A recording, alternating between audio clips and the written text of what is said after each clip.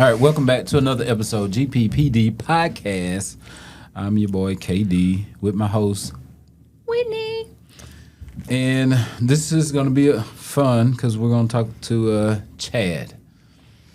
Yes, sir. Yes, sir. Yes, sir. I already hear this like Western cowboy, everyone says vibe now, vibe. It's giving that. See, I don't know if it's a vibe or it's just Chad because it's so ingrained in you. This is you. I have my own unique way of doing stuff. Mm. So I've mixed in like cowboy with some Hawaiian with some mixture of a little bit of other stuff and put it all together. So we're going to definitely have to. Okay, I'm at the edge of my seat, my brother. Yeah. I want to hear all about this cowboy and Hawaiian. Yeah. All right, so before we get there, jeez. All right, we won't be catawampus today. Y'all can go and figure out what that word means. September the 4th, we are testing here at GPPD. It is in-house, so we're not going out of state. Get online. It's grandprairiepolice.org. Fill out the application. That background packet is it's probably 50 pages now. Mm. So start today.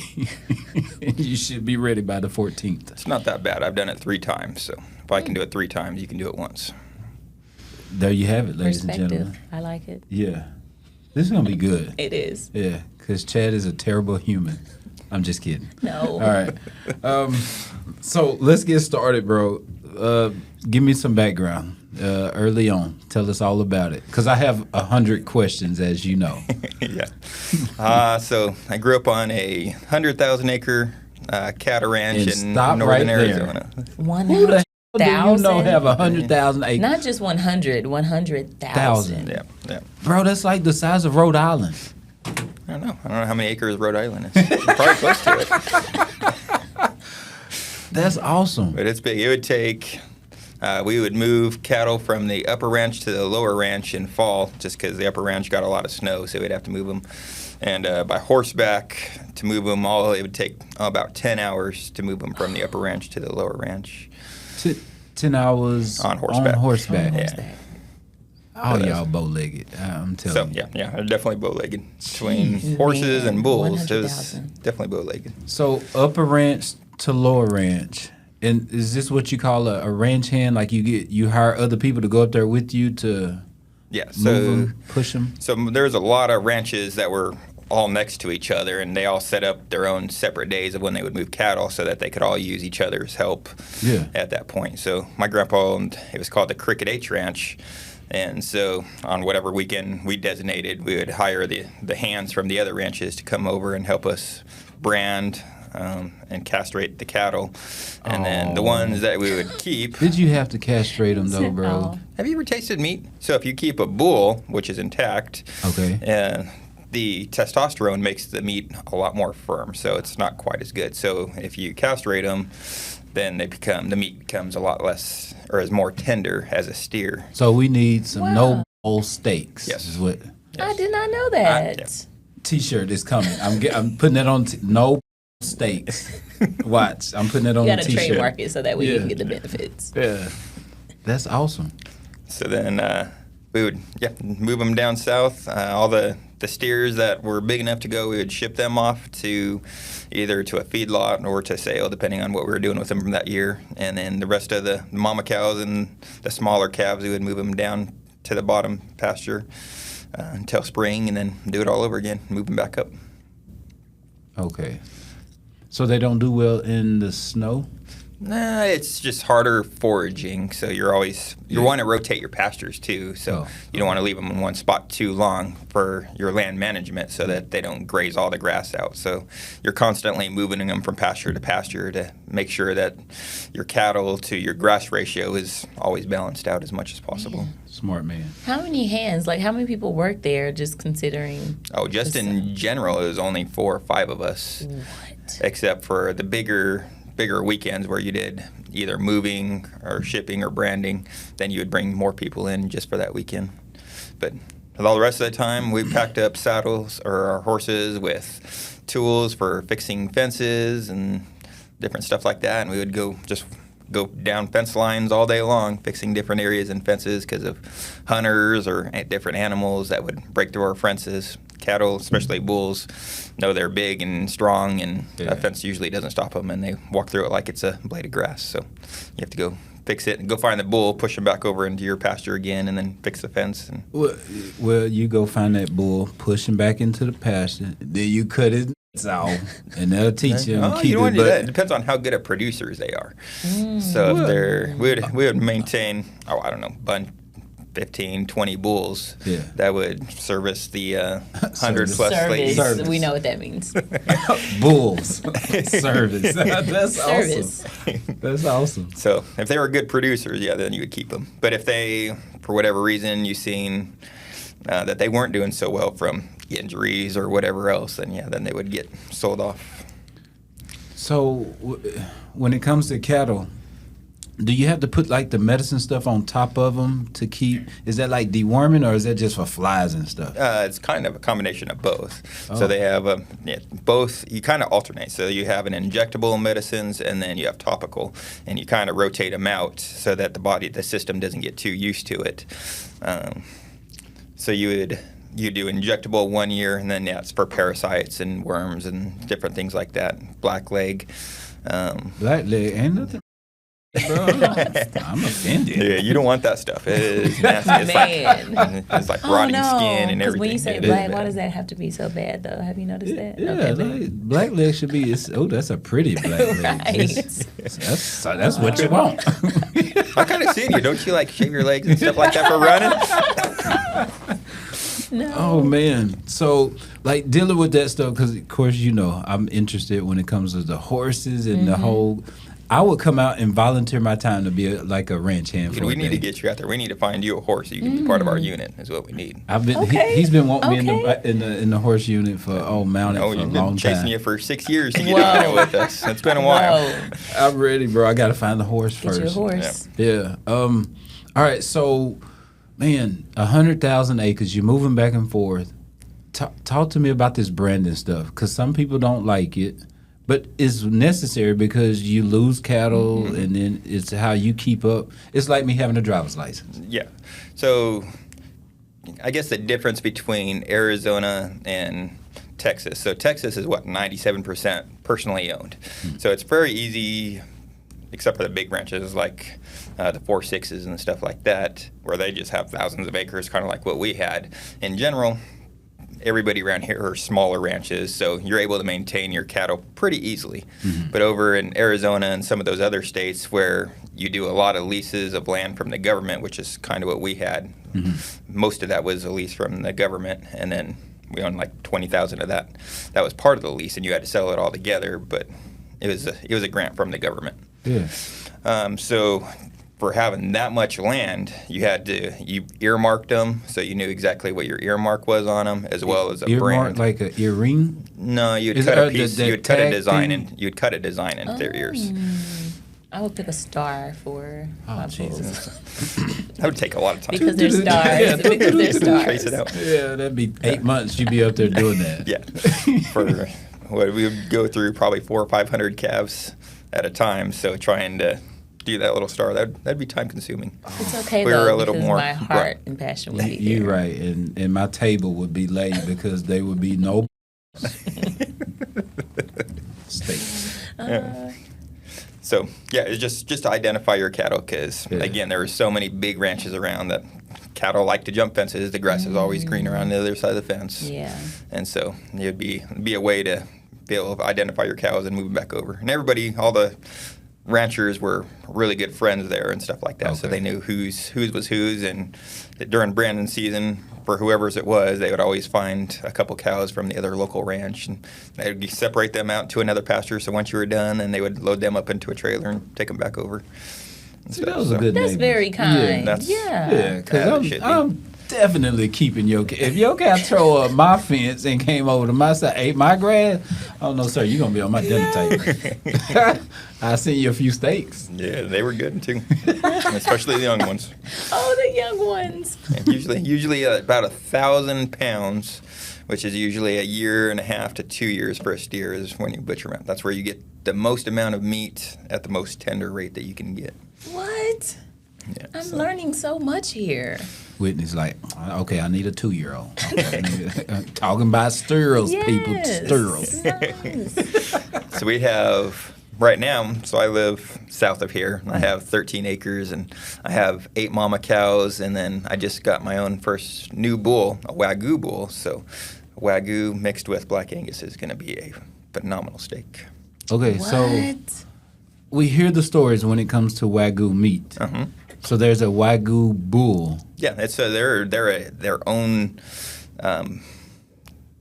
brand, their own breed. I was gonna say like bloodline type deal. Breed from specifically from Japan. They're a Japanese origin, and so they have a lot more marbling through the meat compared to other breeds of cattle, and so that's what makes it so much better. Okay, so you ordered a cow from Japan. Yes, yeah. You're going to be paying for it, but yes. Wow. You're just going to like Safeway just for like a little fillet, like an 8-ounce fillet, which is the cheapest place you can get it. Going to the store is like $35 or something. But you go order the same steak from a restaurant, now you're paying $100, $150, whatever. So now I'm going to be doing that, and I butcher a couple cows out each year, and I sell them off to friends from the department or from church and stuff. Yes. So I'm your friend, Chad. Yeah, Remember anytime. that. I'll have Jeez. a couple of years, so yeah, I'll put you on the list. All right. That's good. Hey, get on the list early that way. You know? Yeah.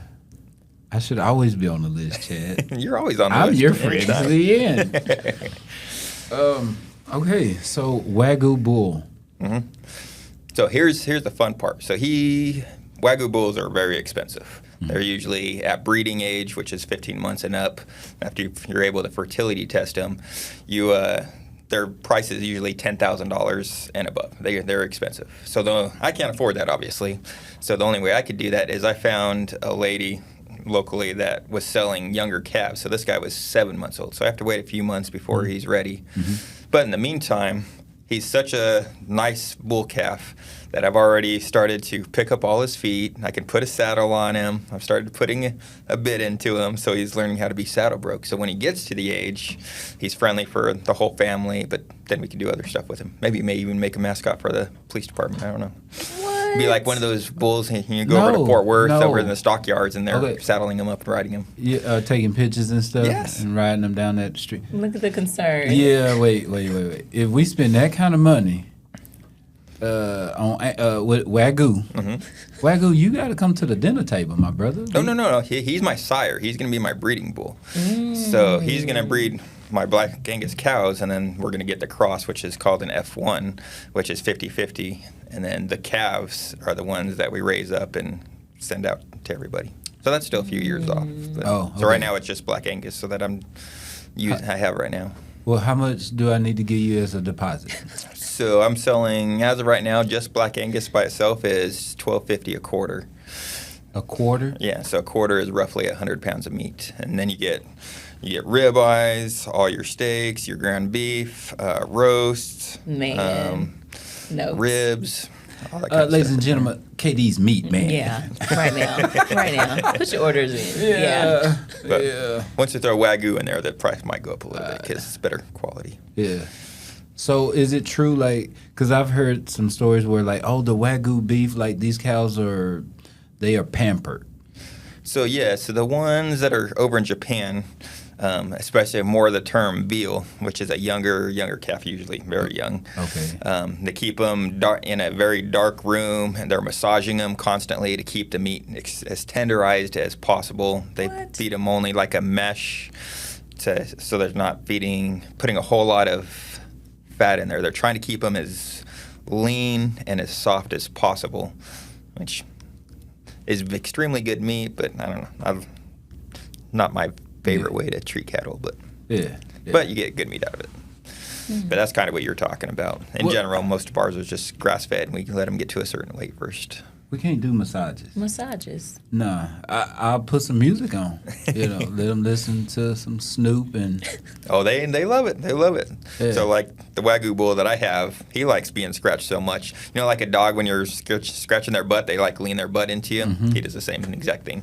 What? That's funny. So he loves. So being he's not scratched. mean to you. He's not trying to gore you, run you over. Well, luckily he's polled. Polled means they don't have any horns. Polled? Yeah, polled. Polled. Polled. Oh. I think that's how you spell it. But you have horned cattle and non-horned cattle. And non-horned cattle is called polled cattle. Oh. So he's polled, and then all my black Angus are too. So yeah. I don't have anything with horns right now, which is all right. You don't have to worry about. Most of them, they're all friendly. You just shake a bucket, and they come running like a bunch of puppy dogs. That's how you get my attention too. It's time to eat. Man, that's awesome. So, yep. So how many animals do you have on your 13 acres? Like everything, dogs, cats, everything. Oh, let's see. We got 10 chickens, there we go. 2 dogs. Right now, 6 cows, but then I also lease 3 other properties where I could put cows on other people's property and use their grass too. So then I don't just decimate my property. Right. And then we just kind of rotate them around. Then I have a couple business partners. The Martins are, both of them, they have some property pretty close by. So I have some cows out there, and now they're kind of getting into it. They're getting into the smaller, cute, cuddly cows, though. The miniature Highlands, they like those. Miniature Highlands. Yeah, they're more of a pet cow. Oh, okay. Gotcha. So, cows. Yep, yeah, they like those. And then I have my bigger cows over at their places, so we rotate them around and stuff. So it's a fun life. Wow. So I can give you a cow to keep out there? No, I don't do that. Actually, I could put them on one of my places. I have an empty spot, so see, Okay, Chad, get one. Chad, There you go. I'm your friend. There you Remember, go. I'm your friend. Get your meat, place your cow. Look at you. Come on now. But, How do we get to here, though? So childhood, you're on the ranch. How are you officer now? okay, so at the age of 18, I ended up joining the Marine Corps. I got stationed over in Japan for 13 months. Not where I learned about Wagyu cattle by any means. That's where I learned how to snowboard, though. Went snowboarding down Mount Fuji and some other stuff. So end up falling in love with that. So now I go to the mountains to go snowboarding as much as possible. That's our big family trip. Don't tell my kids right now, though, because we're taking them a couple times this winter so they can start learning. Yeah. And then after that, got stationed in Yuma, Arizona, probably one of the hottest, well, what I thought was one of the hottest places on earth, because it is right on the border of Mexico and it gets hot. But then from there, I got shipped over to Iraq and did a tour of Iraq right when the war started in 2003. Yeah, that's hot. And yeah, the hottest day of the year was on my birthday on August 12th, and on the tarmac it was 145 degrees. Ladies and gentlemen, the whole world is gonna stop. You was working? Yeah. We were protecting all the aircraft that were on the No, tarmac. we ain't protecting nothing but our bald heads. Man. Where's Katie at? In the barracks, sir. Yeah. 145? Yeah. You can cook on the tarmac. Yeah. Oh, like you just- could literally. So it was so hot. So like, all our undershirts are the green shirts. Yeah. By the end of the day, you had sweated out so much salt that your shirts were almost a white, not green anymore, just because you. That's all. What? So we didn't eat much. We ate maybe a pack of crackers a day because you were so full on water and salt. You would put literally a bunch of salt into your water and drink it like that because your body needed it so much. Mm-hmm. So you didn't even. It tastes like regular water, not salt water, but that's because your body needed it. And the only way to cool your water down over there, because we didn't have ice or anything, you were living in a tent, so you would have to put a bottle of water inside of a sock, put it up onto a hook, and then pour another bottle of water over that sock to get it wet, and just the wind alone would kind of cool it down enough to where you could drink it. Otherwise, you just got some hot tea. Y'all drinking Yeah. hot Yes. tea, just hot water. Yep. I can't. Nah. Yeah. Nah. Put me back on that plane. I'm riding back. The best bed that we had over once we invaded into Iraq was sleeping on the hood of a Hummer for 6 months. Because you didn't want to be under them because somebody might roll over you by accident. Well, of course. Chad, this conversation's about to take a turn, my It's friend. a lot going on. Okay, hold on. Wait, hold on. Sleeping on a Hummer? Yep. Like on top. Yeah, on the top, either on the hood or the very top. You wouldn't want to sleep inside just because it gets so hot and humid inside of them. So you would sleep somewhere where you got yeah. Come on, Yeah, if it's 145 outside, that's the best option. Close the door and put the windows up. Hell, it's 145 outside. Maybe as well. But, Man. yeah. Hey, you didn't have to worry about too much sleep anyway because we would only sleep 2 or 3 hours a night, and you're working 20, 21, 22 hours a day. Now, that's against the security labor, and stuff, the so- labor law act there, brother. Not in military terms, it's not. I need to call somebody. Then he said Iraq. Things have changed. Yeah. Yeah, so That was initially when the actual war was going on. So that was the war going on for what 6 months, and then they changed after we took over Baghdad. Then it changed to humanitarian service, and stuff changed at that point. But I can't sleep on the hood. I can't work in 145 degree. You know, hell, here in Texas, if we get a little bit of ice or snow, Oh yeah, shut it shut down. it down. Everybody just inside. not over there. We should have a rule here too. Like if it's over 104, shut the whole state down. Just shut down. That'd work. That'd be 3 months of summer that we would get off for free, like a teacher. We'd be off like a teacher. Yes, That'd be perfect. The whole summer, and still get paid. And still get paid. Man, that's crazy. We did a bunch of crazy stuff like that. So when I was stationed over in Japan, we had a typhoon that hit mainland, and we're right on the coast, and so we still had to patrol the base, even though there was a typhoon literally pounding into us. So we would get a Hummer, and we would just go romp through all the waves as they were pounding the base. Everybody else would be tucked away in the barracks, sleeping and having fun. Not the MPs. They have the military police. So we still had to protect the base. So we're out there in the typhoon, and we're having a good redneck time romping through waves and everything else. So. Because I'm having a hard time pitching any of my brothers out there with you. You start talking about Katie, it's a bunch of water coming in. No, I'm good. I'm over here. We're going to get in the humming right through. I watch. Holy smokes, bro. That's awesome. Yeah, it was fun. I had a good time in the military. It was fun. I know what I want to ask you. These, what is it called? Camel spiders? Camel spiders, yes. So they're huge. They are very big, and so they actually jump up on the underneath side of camels and then eat a piece of them off. But you had to watch them because they would also eat pieces of people off too. There was one guy, one of our soldiers. He fell asleep. Pieces of people. Yeah. Did you really just say that? Yeah. This guy fell asleep, and so when they bite, it numbs you. It's not poisonous, but it numbs you, and it ate his nose off. So he had to have reconstructive surgery from that one. So that's why you always had to make sure you had some kind of netting, if possible, when he fell asleep. No, Chad, you need your rifle. You need your pistol. Hey, bring me a net over here. We got some camel spiders might eat my face off. So one of our entertainment nose go. You wake up. Yeah. Bro, you got a nose. Well, I don't know where the blood is coming from, but it's. You don't got much left there. Yeah. Damn. Yep. Damn. I just don't know what to say. Yeah, I can't imagine that. It's so obviously there's not a whole lot of things to do, so you have to find some kind of entertainment value while you're in that type of environment. So our entertainment value at night was we would go catch camel spiders and scorpions during the day, and then at night we'd get together and the different units would.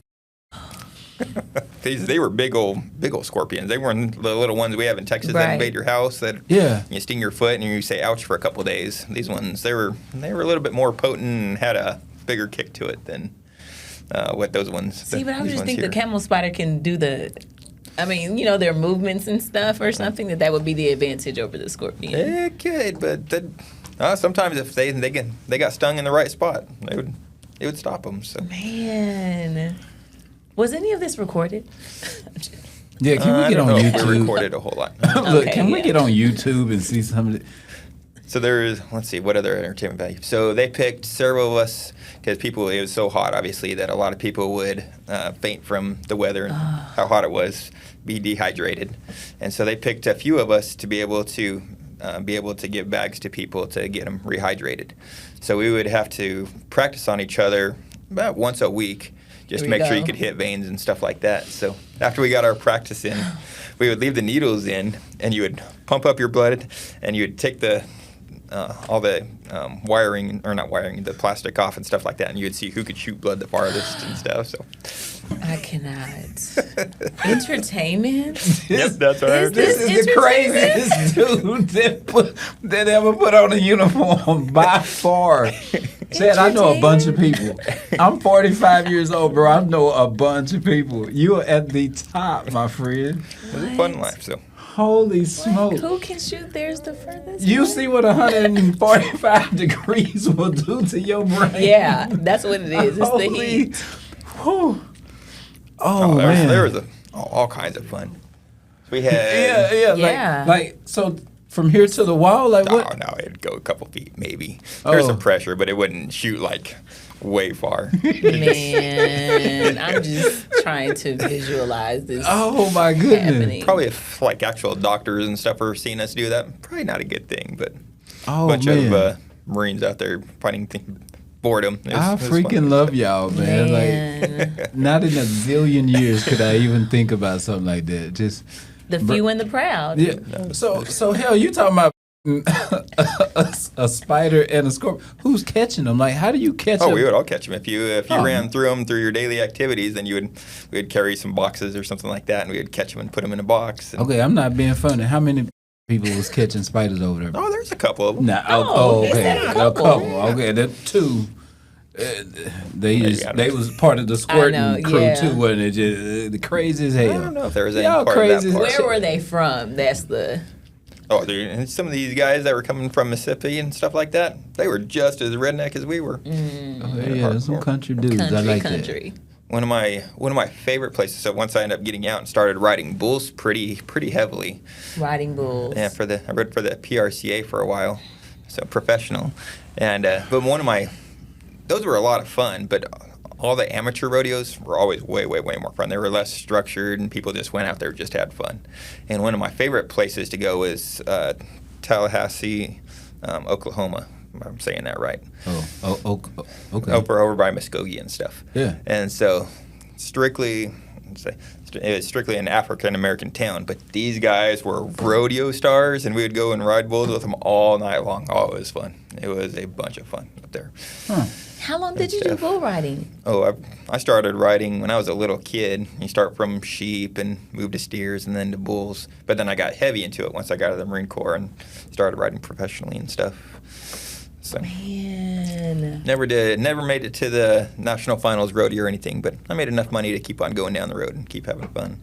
I mean, you were making money. Like, you're professional. Oh, I wasn't making that much money. Some of these guys, like J.B. Mooney and stuff like that, where they're multimillionaires and buying big old 100,000-acre ranches, I wasn't that good.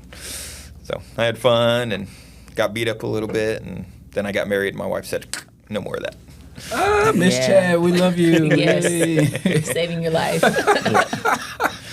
Okay, so riding bulls, how was it, or how much different was it back then versus now? Because like these guys now put a helmet on. Yeah. They've got on some kind of, I don't know, vest. You're talking about that. Well, you always have a vest on. I even rode with one of those because after Lane Frost got killed, I think in '84 is when he got not stepped on, but a horn went through it and cracked a rib, and the rib ended up getting into his heart and killed him. That's when vests started coming around pretty heavy. Not everybody wore them. They didn't have to still at that point, but that's when they started coming in pretty heavy. When I was going through, so let's say I got out of the Marine Corps in 2004 and started riding pretty heavy. Helmets were starting to be introduced, but it was, you can wear it if you want to, you don't have to. So the younger crowd was wearing them. The older guys were still too proud and too dumb to wear them. So hence I got 3 face injuries because I was one of the ones that refused to. You didn't wear your helmet, bro? No. So that's why I got 2 fake teeth in the front from seeing whose head was stronger, mine or a bull's, and he won, and now I have 2 fake teeth on my front. I was down in San Antonio riding over there, and a bull threw me into a pole out of the chute and split my forehead open. And then he rolled on top of me, so I had jacked up legs and a split forehead open. So then the medics, they were like, hey, or the announcer goes, hey, you get a reride for that. Do you want a reride? Where I'm squirting blood out of my forehead. I'm like, yeah, I don't want my reride. So the medic's like, you can't do that, man. You're bleeding from your forehead. I'm like, heck no, wrap me up and we're getting on another one. So they put a big old gauze on my head and got on another one. I didn't do very good. I was pretty messed up, but I still got on though. This is why Miss Chad was like, no.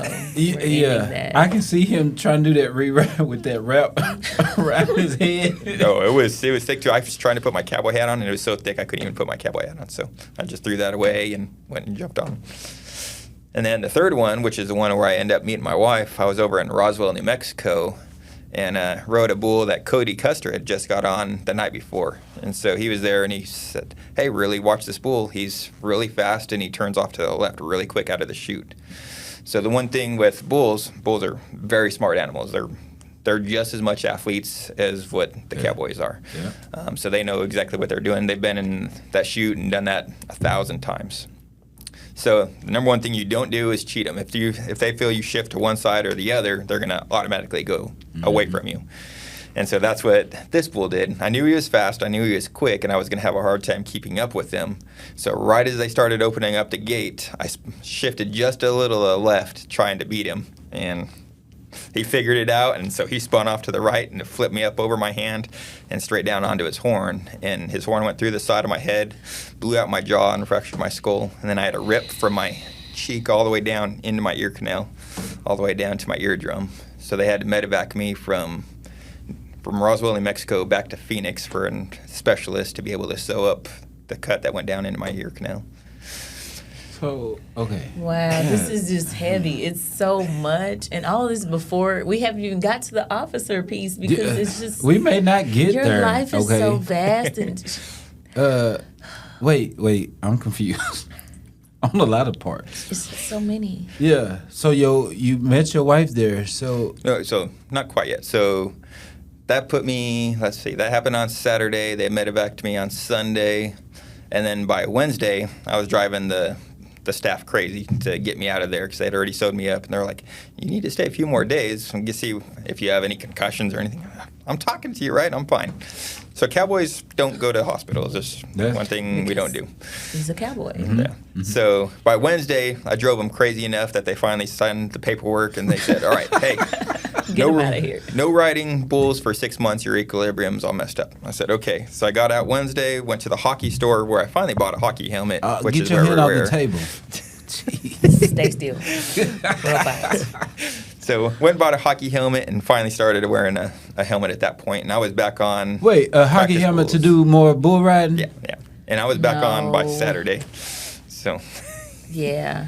He did say that cowboys don't, No, we don't You stop. don't listen. Don't stop. No, don't listen and don't stop. So was back on within a week. Again, I didn't do very good because my equilibrium was still jacked yeah, up. still jacked up. But so was she your girlfriend in the stands at that time, or was it like, no, that's my wife or my fiance, or where were you? So that night after I got off my practice bulls, hadn't done very good, ended up going to a country bar. It's called Whiskey River.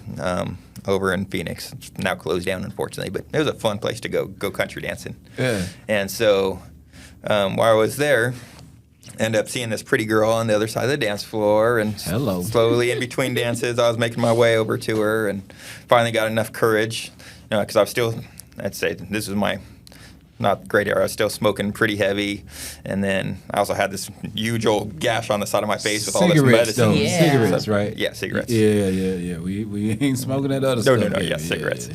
So, and then I had a whole bunch of medicine on the side of my face from the cut. So, good-looking cowboy at that point, smoking and medicine on the side of your face. So went over and I was like, hey, you want to dance? She's like, yeah. So we did some dancing, and then she ended up leaving with her girlfriend. She was there with a girlfriend that had just gone through a breakup, and so she was trying to support her. And so got her phone number, and we both left at the same time. And so she was like, hey, this guy's pretty good. Left at the same time. He's not, after I leave, staying and trying to hook up with other girls and stuff. So I ended up calling her the next day, took her catfishing for our very first date at the lake. That's some country shit right there.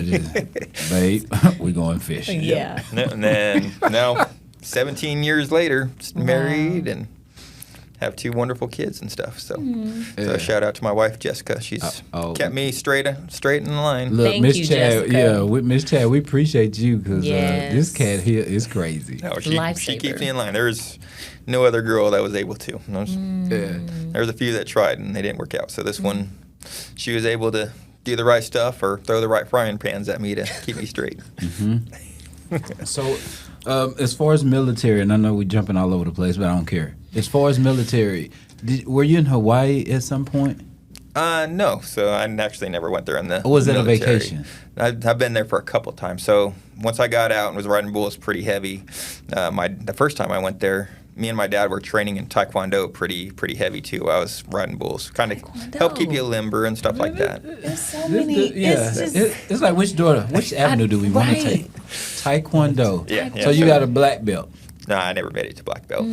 I made it maybe to my blue belt. I think is what I made it to. They all the same if I don't know the rank. So black, blue, it's all the same. But we'd go to tournaments all the time in Albuquerque and stuff. For whatever reason, Albuquerque loves having Taekwondo tournaments. So I guess going down this avenue, since we're jumping all over the place, I ended up getting pretty good at Taekwondo, and I ended up going up against an Albuquerque police officer over in this tournament, and I beat the crap out of this dude. And so after we were all done and stuff like this guy had his head down in shame and was walking off, and I looked at that point, knew I was going to become a cop. I just hadn't done it yet. And I was like, when I become a cop, I will never let some young punk beat me. So I've trained pretty hard in all avenues that I could, from running to fighting and everything else, just so I would never have my head looking like that. Man. Shout out to that officer. We appreciate you. Thank you. So our grandmaster at the time lives in Hawaii. So the very first time I went to Hawaii, we went to go train with him over on the main island. And so that's where we went and did some surfing. And stuff like that. You did surfing? It was more bodyboarding. Surfing, I couldn't quite get the hang of. Out in the water. Yeah. So Blue Crush. Where the you watched that sharks movie? are. Yeah. Well, yeah, that was one thing. But you remember that movie Blue Crush, where that girl was Yes, surfing and there was like all those rocks around and stuff like that. So I tried to go in that area. How I didn't get smashed by a rock, I have no idea, because I tried to. I did lose my shorts in there, though. So that was kind of a bad thing. Okay, hold on. This guy. Just bro, let me tell you so something. We're going to write a book, just so you know. I had to keep from going down a rabbit hole because there's so many let's things just go that's down. being, Let's like- just go down. We got time. You lost your shorts while you out surfing. Yeah, because I got rolled by one of the waves and hit the ground. Chad, it's called you take the string and you just Right, tighten it you up. tie My it. brother, You've been slammed by a wave, them things barrel roll you pretty hard. So it doesn't take much for a string to come untied. This what? what? Either that or I didn't tie good enough. Not one of the two. I don't know. I'm going to pick that one. Yes. That one. Okay, so you out surfing, you get, in your words, rolled over by a wave. Yeah. And you stand back up on your board and all they... Well, I think luckily my shorts weren't too far away, so I was able to kind of swim over to them and grab okay. them. So I didn't have to go up onto the beach in front of everybody all proud. Yeah. Oh, okay. Okay, that's good. Yeah, thank God no jellyfish was around. No, man. that would have. Oh man, it'd have been like that Friends episode where you have to have a friend come over and you to try and dissolve it. Right here. No, man. I don't know if that works. I don't know if I would try that either. That's but crazy. It's pretty funny in that episode. Damn. So that's where I got introduced to Hawaii, and now 17 years later, I never officially took my wife on a honeymoon when we got married. So Why not? I figured 17 years later, okay, I guess she's going to stay with me. So I finally decided to take her on her honeymoon / anniversary trip / birthday trip and roll it all into one, and took her to Kauai this year. And so she absolutely loved it.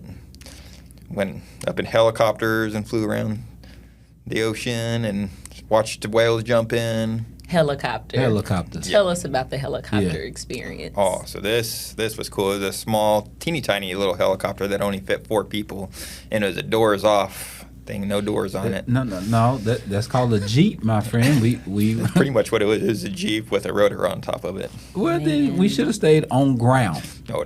You had to see the whole. So there's one like main road that goes all the way around the island, but to see the inside of it, you either had to be a local or rent a Jeep or something. So there's no way you could see the whole thing. Inside of what?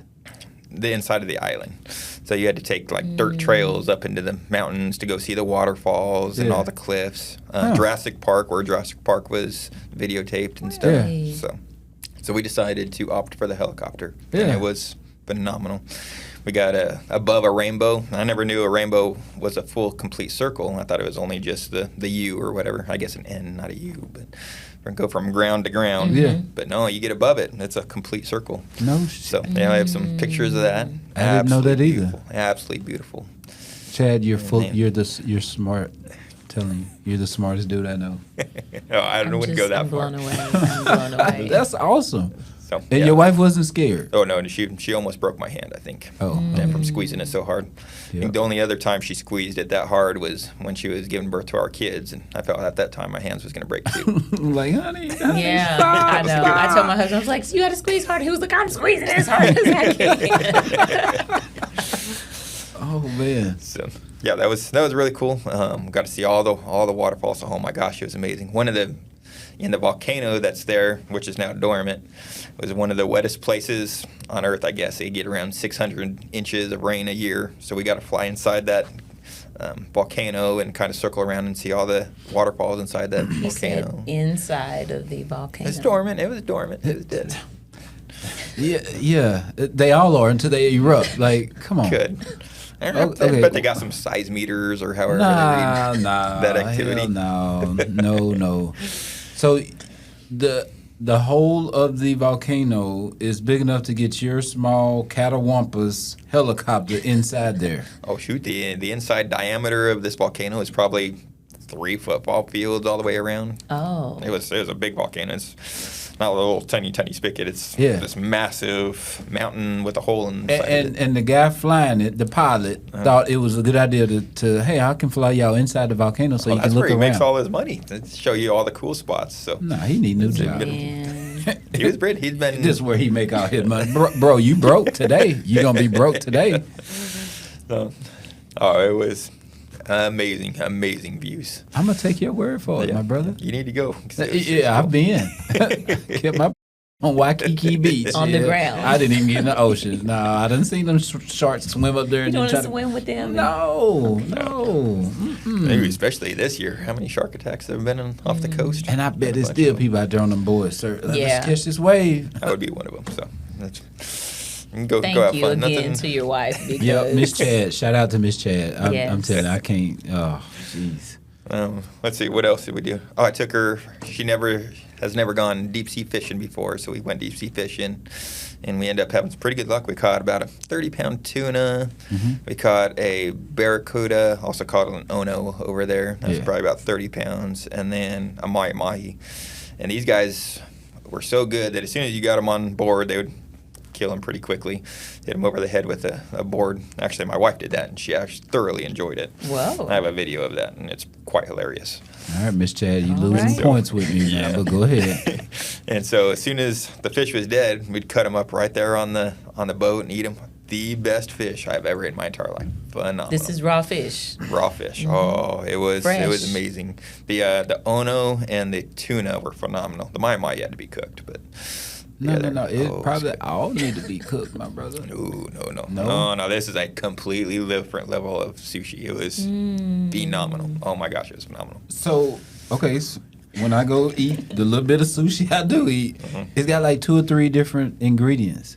So Yeah, did there's you like have the- the rice and the Oh no, you're just eating fish right Just off the the boat. fish. my Just brother. the fish. You just caught it.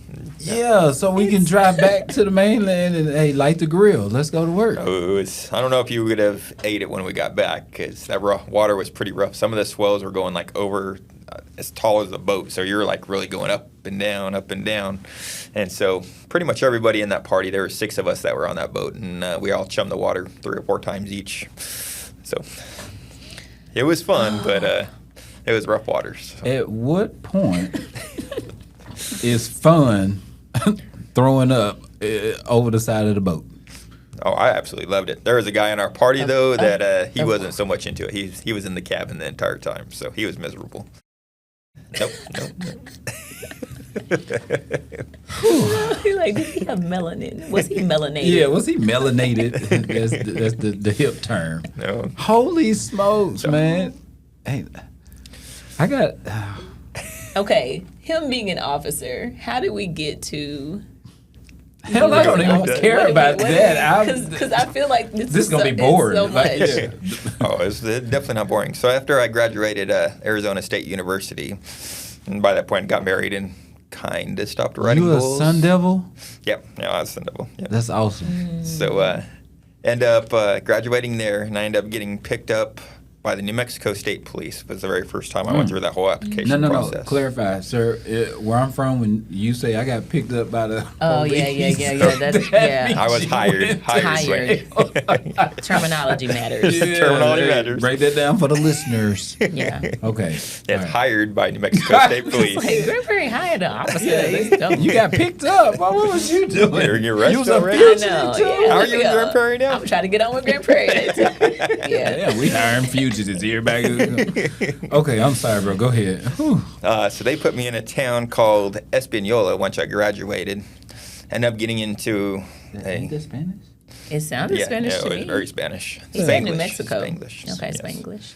But there's probably one of the heroin capitals of the country, so I learned a lot about drugs in that whole area, arresting a lot of people, and unfortunately a lot of overdoses and stuff too. Yeah, sad. But it made me become a cop quickly, because there were days that almost from Santa Fe all the way up to the border of Colorado, like I was the only state trooper on for the entire district. So you learned how to be a cop on your own really, really quickly and how to be safe about it. Yeah. Unfortunately, I won't go down.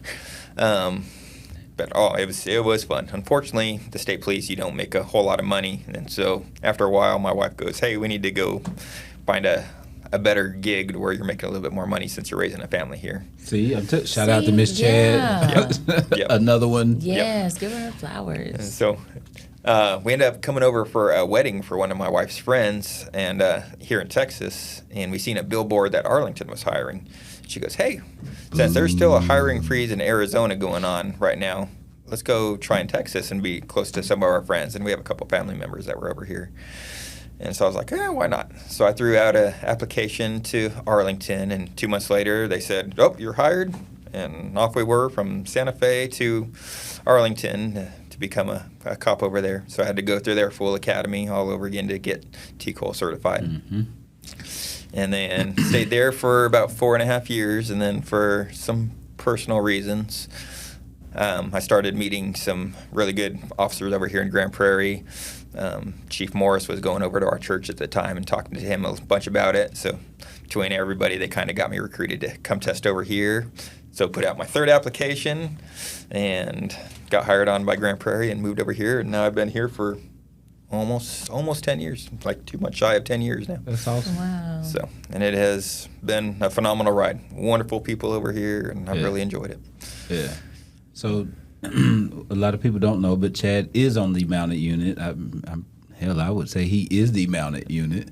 Every time I go out into a community event, I get to see him. Yeah. So that's fun. There's nothing better than the two things I love of being a cop and a cowboy and putting them together for the community. It's fun. Yes. It always amazes me when I bring my horse up into Grand Prairie, even though we live in Texas, which is like the horse capital of the world, that how many people inside the city have said they have never seen a horse before. I'm like, really? You live in Texas? You like drive down any road and there's a horse in the backyard. Mm-hmm. But people are like, I've never seen one. Yeah. So, and this is not my hat, ladies and gentlemen. This is what you wear every day, right? Every day, yeah.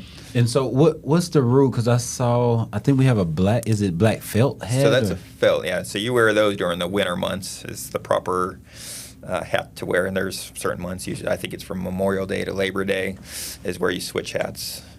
So is it like white shoes? What do they say? Don't wear white after Labor Day? Yeah. Same thing? Kind of the same thing. So do you think my neighbors get mad? Because this is the only hat I have, and I wear it in December. I'll be cutting the yard or something. I put my hat on. I don't care. I don't pay attention to the holiday. If they're true cowboy etiquette people, then yeah, they would be offended. Oh. Yeah, I wish they would come over to my... No, okay, let me stop. You wouldn't want to wear that anyway in December, where it gets kind of cool.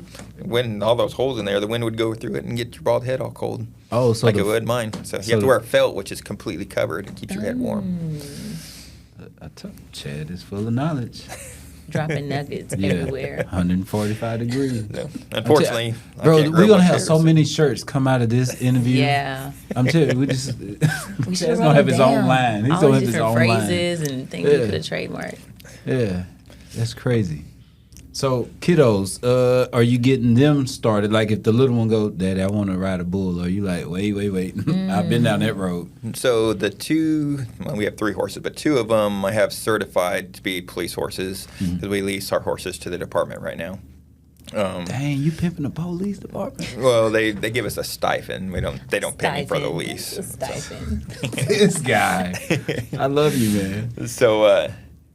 No, where was I going? Oh, so they're all trained up, so I can bring up here and work in the city because they're certified. But then, since they're still personally owned horses, I can take them back to my house, and as soon as I get back home, then the kids get on them, and they'll go to do play days, which is barrel racing and pole bending and stuff like that. So they go do all that kind of stuff.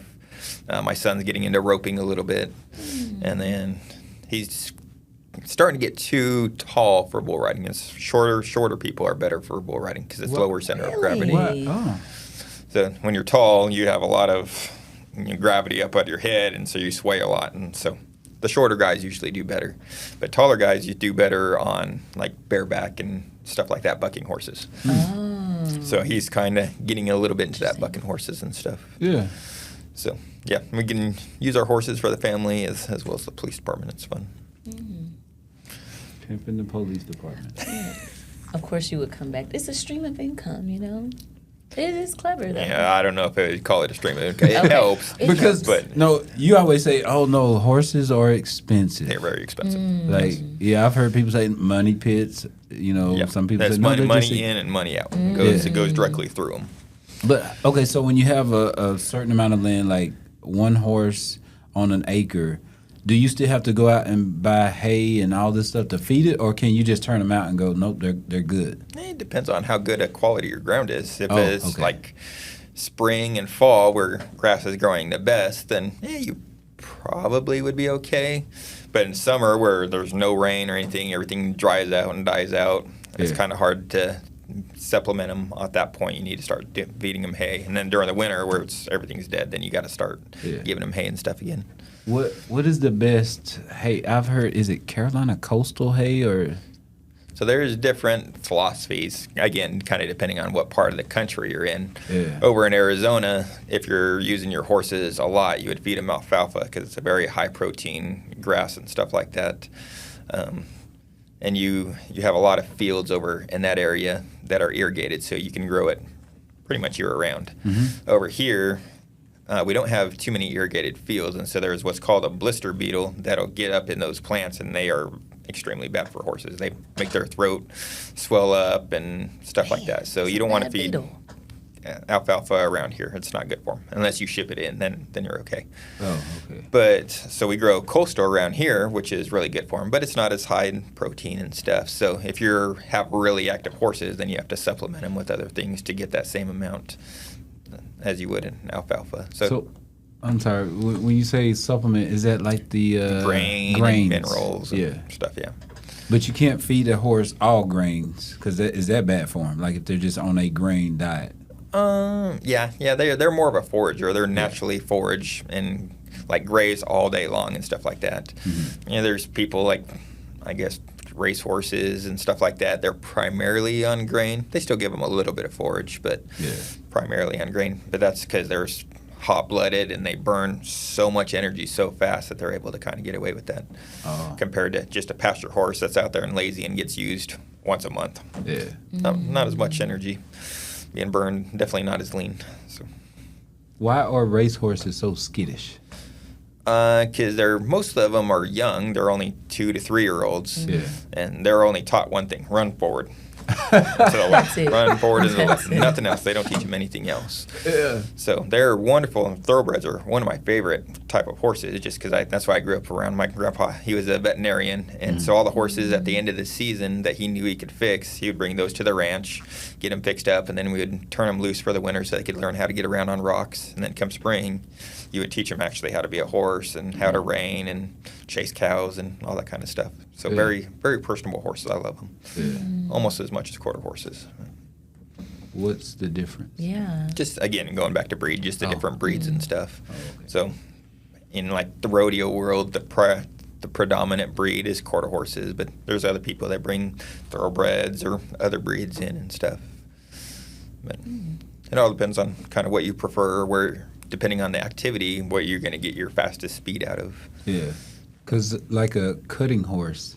So cutting horses they're primarily quarter horses too. Yeah. But now they're building them again. They're building them a different way from rope horses. Now you want them to be not necessarily smaller, but definitely quicker on their feet so they can cut cattle. And on some of them horses that are highly trained, you better have a good seat in your saddle because they will throw you off quickly because they're so fast.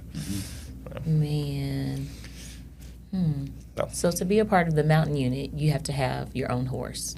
Right now, yes. And how many do we have? We have 3 people that are on the unit right now. And then we have enough horses to kind of go along with them for the most part. We're trying to build a facility right now in Grand Prairie. Once that gets done, then the city's supposed to help us purchase horses, and then we'll be able to get some more people on the unit and stuff like that. Cool. So, you'll be the first one. Yep, with a pink saddle that says GPPD, so my daughter can ride it too. Yes. That's or cute. if not, it will all be Catawampa. Oh, Catawampa. It cracks me up. So, Jonathan Wallace, he's on the unit with us, and he has his horse. Unfortunately, it's not on the unit anymore. Yeah. But his daughter named it, and it was Chief Sparkles. So Chief Sparkles the horse. Chief Sparkles. I like it. That's so cute. I like that too. I like it. Well, my brother, getting towards the end. So, anybody that sits in the hot seat, we always tell them or ask them, what advice would you give anybody, because you're lateral, but what advice would you give any officer that you think is trying to either come on the GP or just get into law enforcement? I would say that you have to have a true calling and a passion for it. You got to know your purpose. This job is as much fun and as much as I've enjoyed it over the past 17 years now. You have to know it's a calling for you, because unfortunately you see a lot of death and sadness and stuff. Some of the darkest sides of humanity. So if you know your purpose and you're willing to keep fighting for your family and your country, your city, then you'll do extremely well. But you have to have that calling. It's nothing about money or anything else. You have to have the personal reasons to stand next to your brother and keep your community safe, because it can be a hard world sometimes, but it's well worth it to keep that line and hold the evil from getting into all the light, because that's where definitely the thin blue line, and it's well worth it. But you have to know your why to be able to do that. Okay. Know the why. Know the why. I like that. I'm telling you, I see shirts coming. Yes. All right. Well, my brother Chad, I appreciate you sitting down with us, man. Yes, sir. That was fun. I enjoyed it. All right. As always, we will see y'all later. Till next time. Till next time.